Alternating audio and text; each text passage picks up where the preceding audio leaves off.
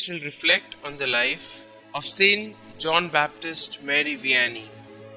This remarkable saint, whom the Church upholds as the model and patron of the secular clergy, was born on the 8th of May 1786 in the fanatically anti-clerical and irreligious age of the French Revolution and Napoleon Bonaparte.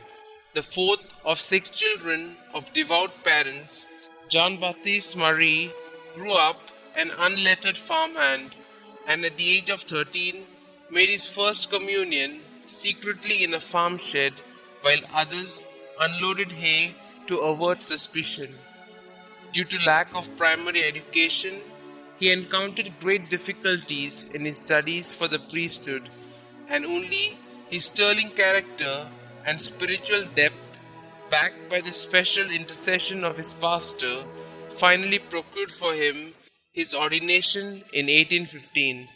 Assigning him to the obscure little village of Ars near Lyons, the Vicar General told him, "There is not much love of God in that parish.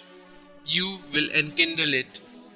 In fact, the villagers and farmers were living in a state of great spiritual and moral neglect, addicted to drink and an inordinate craze for dancing. John Vianney set about working quietly among the poor and the sick of the parish, and passed many hours a day before the Blessed Sacrament, pleading for the conversion of his flock. For the remaining 40 years of his life, he also subjected his body to flagellations and severe austerities of every kind in a spirit of penance and expiation on their behalf. He preached in a simple language, using imagery from everyday life. For the most destitute girls, he opened an orphanage, La Providence, which was later turned into a school and widely copied all over France. A confraternity of the Blessed Sacrament was also started. The chiefest and the most successful labor of the Cour des Arts was the spiritual direction of souls in the confessional, where he regularly spent 14 to 18 hours daily.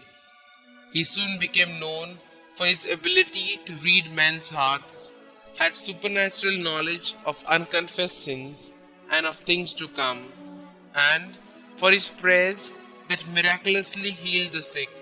Not only was the village of Ars transformed morally and spiritually within a few years, but people started coming to him from all parts of Europe and even America with their problems. John Vianney was all zeal and amiability, endless patience and humility.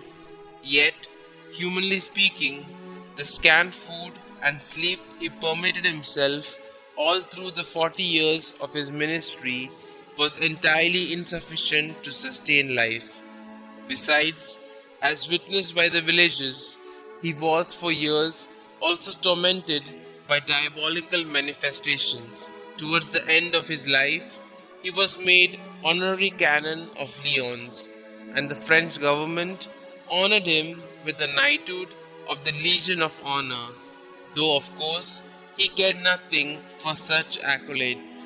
He died on the 4th of August 1859 and was canonized by Pope Pius XI in 1925.